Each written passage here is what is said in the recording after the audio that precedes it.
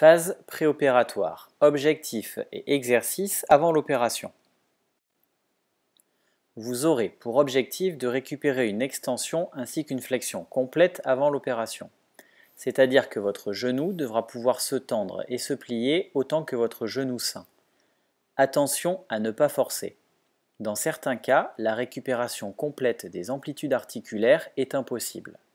C'est le cas, par exemple, lorsqu'une lésion méniscale est associée à la rupture de votre ligament croisé. Votre genou devra être le moins gonflé possible le jour de l'opération. Appliquez de la glace régulièrement. Idéalement, 20 minutes de glace sur votre genou, toutes les 2 heures si œdème. Après votre opération, votre masse musculaire va temporairement diminuer. Pour limiter cela, il faudra récupérer un maximum de force au niveau de votre quadriceps et de vos ischio-jambiers avant l'opération. Ce renforcement musculaire s'effectuera chez votre kinésithérapeute ainsi qu'en salle de sport.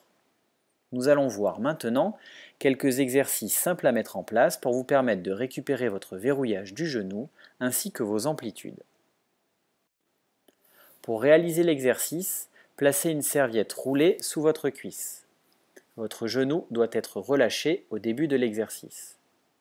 Contractez la cuisse en essayant de faire ressortir vos faisceaux musculaires et en cherchant à faire remonter votre rotule vers vous. Tenez la contraction quelques secondes, puis relâchez.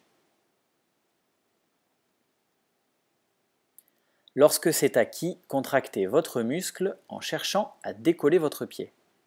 Vous pousserez la cuisse en direction de la serviette et votre pied en direction du plafond. Vous tiendrez la contraction quelques secondes avant de relâcher. Une fois l'exercice compris, vous pourrez le réaliser de façon fluide. Répétez la même opération en position assise. Tendez la jambe, maintenez quelques secondes puis relâchez. Vous pouvez dans un premier temps vous aider de votre jambe saine pour amener votre genou en extension.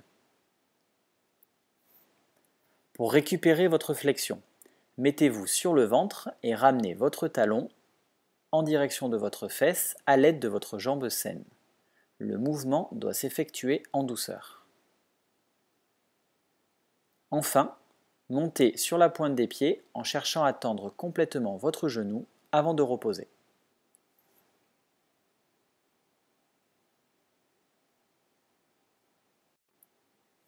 Test et auto-évaluation.